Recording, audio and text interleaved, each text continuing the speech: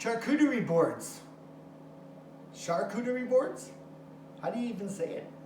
What's going on YouTube? Tom here with the Branch's Edge, and today I'm going to take these rough pieces of walnut and turn them into super sick serving boards. Stay tuned.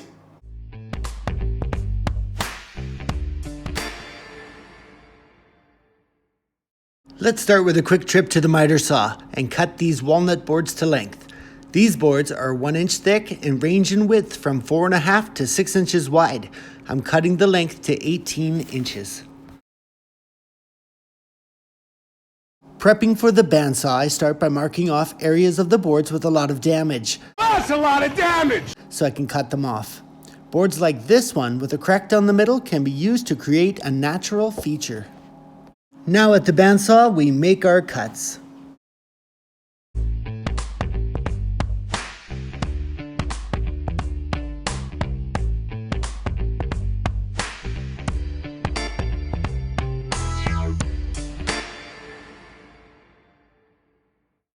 So coming off of the bandsaw, you're left with some funky looking boards here. So I've taken a pencil to draw out my river shape. And on a board like this one here, I'm just going to do a river shape on both sides. After the bandsaw, it's going to go through the table saw, so we're going to do a rip down the middle. So I just need this one to be for the serving board on one side, and this side of the board to be for a serving board on the other side. I think that's how it's going to go. With our timber cut and set into place, we can clamp it down to keep it flat. Here I am reusing the small pieces of melamine from the last project, wrapped in tuck tape. These small 2x4s make clamping just go a little bit easier.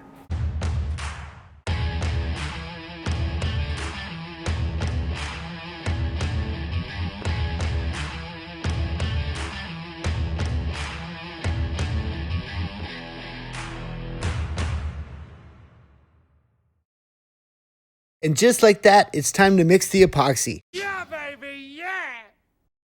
Make sure to get a good mix in and pause every 30 seconds to scrape the sides and bottom of the container. After mixing and before pouring, it's a good practice to let the bubbles in your container rise to the top. Then they can be torched out before ever going into your project. Here I am adding black dye and again mixing it really well so the color is uniform. At last, it's time for the pour.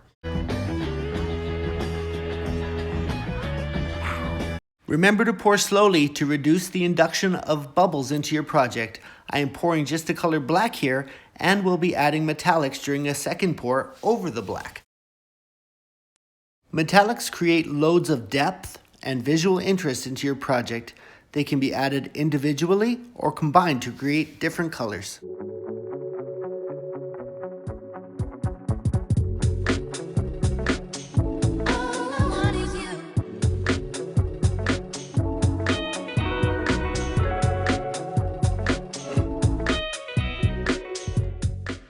With the epoxy added, it's a quick run through with a torch to pop any remaining bubbles. Then you can stir the epoxy and wake up those metallics. Depending on how quickly the epoxy you use sets up and holds the metallics in place, this step may need to be repeated.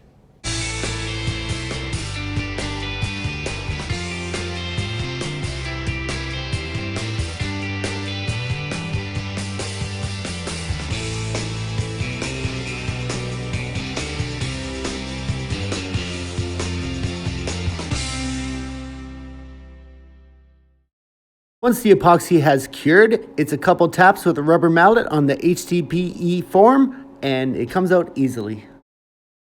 Then it's a quick run through the table saw to square up and clean up those edges. With the edges cleaned up, we can run it through the planer. Notice I didn't fill the epoxy all the way to the top. I left about 1/8 of an inch so I can plane the wood down to the epoxy instead of the epoxy down to the wood. This makes it a lot easier on the planer blades. Now on to my favorite part, or one of them anyways. It is sanding time. We're starting with 40 grit and we're going all the way up to 320 grit, top and bottom. Remember to wipe down with alcohol in between grits to show areas that might require a little bit more work. With the top and bottom nice and flat, we're going to round over those edges with a 1/8 round over bit on top. And on the bottom, we're going to use a small chamfer bit. Now with a small piece of Scotch-Brite, we can apply our finish. Here we are looking for thin but complete coverage. Notice how both the green and epoxy come to life.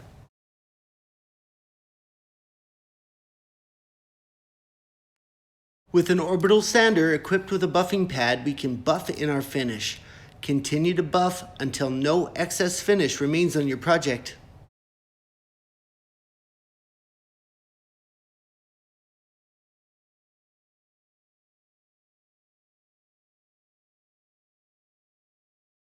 Folks, we had a blast taking rough walnut and turning it into these super sick serving boards.